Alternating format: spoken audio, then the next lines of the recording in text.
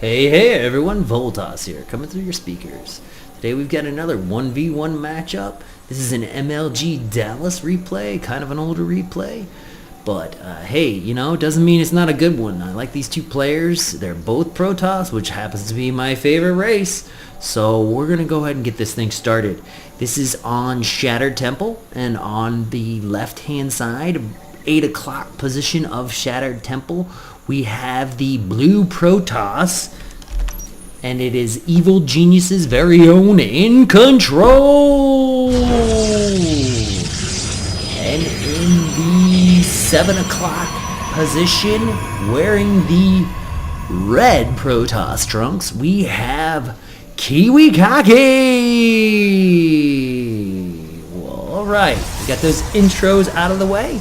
So let's get this game rolling. Both sides setting up pretty standard. Got a pylon. Imagine that. They've got a pylon.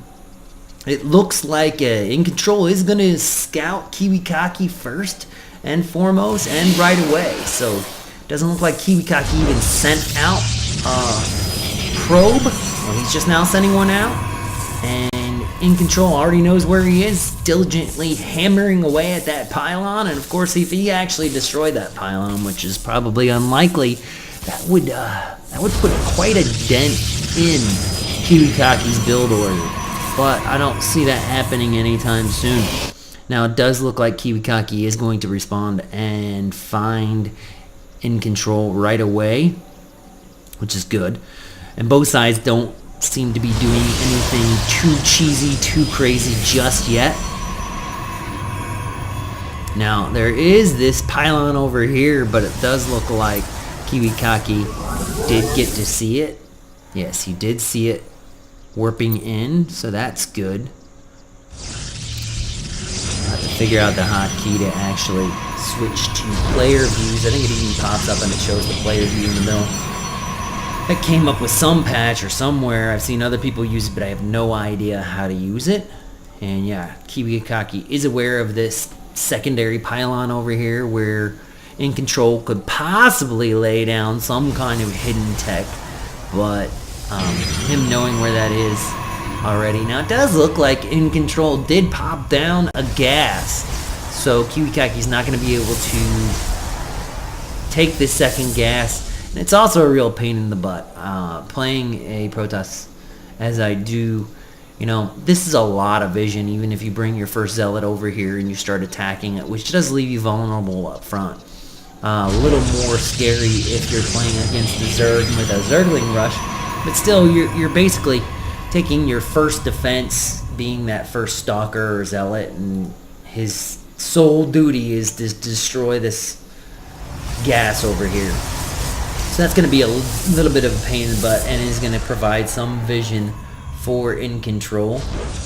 Incontrol does have his first Stalker up here, kind of looking around. He did see this KiwiKaKi probe down here, and he's going to micro up to it and destroy it. I like the little micro action that he did here. See, if he was just a click attack, he would attack it, which would immediately alert KiwiKaKi to the fact that he was attacking his probe, and then he could probably push out and get and save that probe. But what he did is he actually moved up right next to the probe and then started firing on it. And what that did is that basically ensured that that probe was going to die, because no matter how far or how quickly he would have run, he had the full range of the Stalker to destroy him.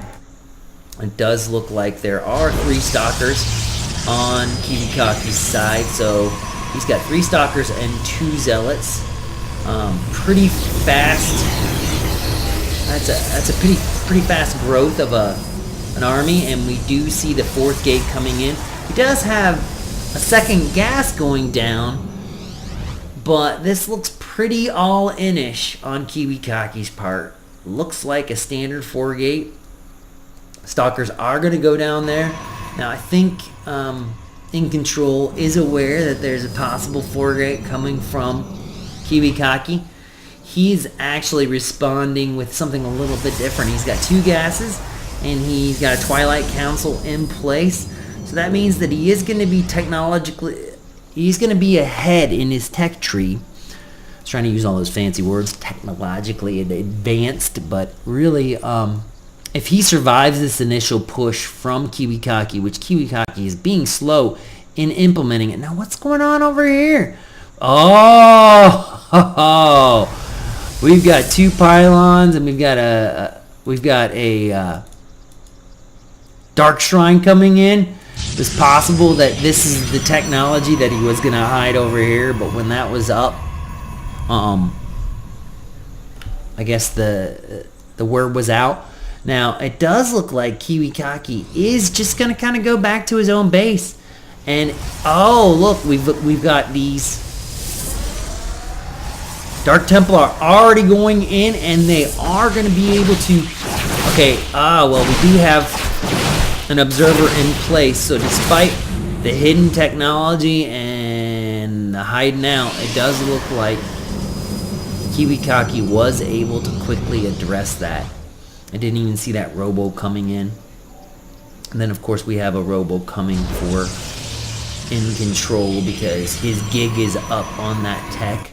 He still might be able to use those Dark Templar later on in the game, although this is a really weird spot for his shrine, and that might eventually get kicked if this develops into some kind of a macro game, but it doesn't look like it's really going to evolve into a macro game anytime soon unless both sides kind of step back. There's a lot of posturing going on from both sides, and I don't see this going into a macro game considering both sides are one-basing it. It does look like, I think, Blink just finished for KiwiKaKi. KiwiKaKi is laying down his second Nexus on his natural.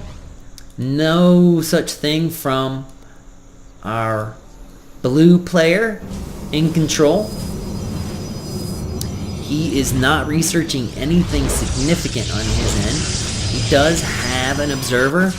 Got stalkers. He is going to take out that observer, which is going to prevent KiwiKaKi's stalkers from seeing the high ground. Kind of useful. And then, of course, he's got his observer overhead. Be able to watch any movements from KiwiKaKi.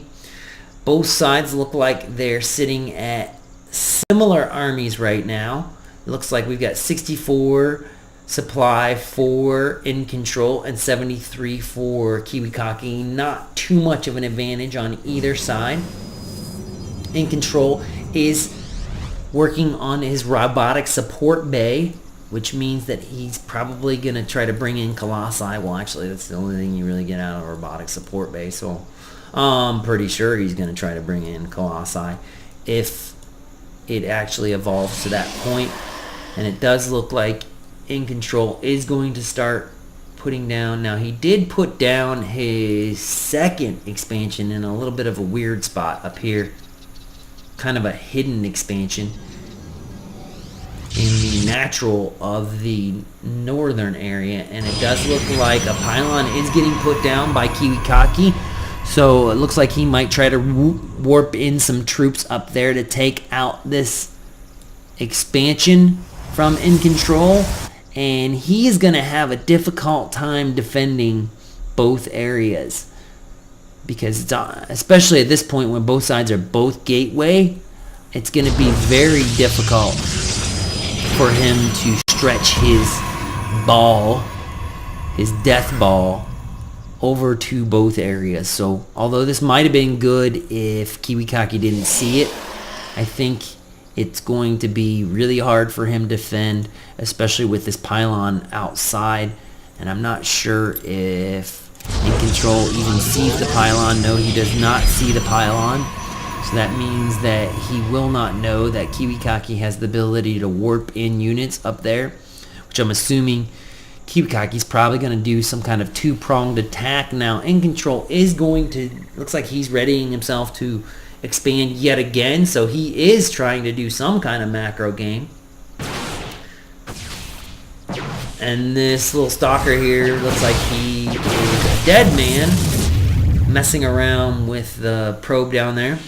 Now we do have a Colossus in play, and it does look like KiwiKaKi has his gateway unit death ball. He's got 3 observers, so I guess he's really concerned about maintaining view of the high ground. And the gig is up. It looks like he did warp in a few units up here to defend, but that is just way too many stalkers up here, and it looks like that is going to prevent any additional warp in. He does look like he's got defending troops down here, and Incontrol really needs to save that Colossus, because that is the only thing really, well, that's pretty much it as far as that army goes. And this is going to push him back into his base. He doesn't have any sentries to even block that. Now I can probably see a good game coming from Incontrol pretty quickly here. Just too many stalkers, and then the zealots are filing in, but he probably won't even need those. We've got another Colossus coming in that will easily get blink microed and destroyed by KiwiKaKi. So I'm pretty sure we're going to see a good game pretty quickly from Incontrol. You are a fantastic player. I wish the best of luck the remaining tournament. It's an honor to play you. Well, Incontrol, he may not be the best player on the Pro Tour, but he sure is polite. That was some fine words from Incontrol. And I have to admit, I've met the gentleman in person, and he really does cater to his fans and the fans of esports in general, as well as, I guess, the other players. So hey, you know, if you're living the dream of a pro gamer, you might as well be polite. Probably needs to have some more words like that for Idra, but you know, Idra's Idra.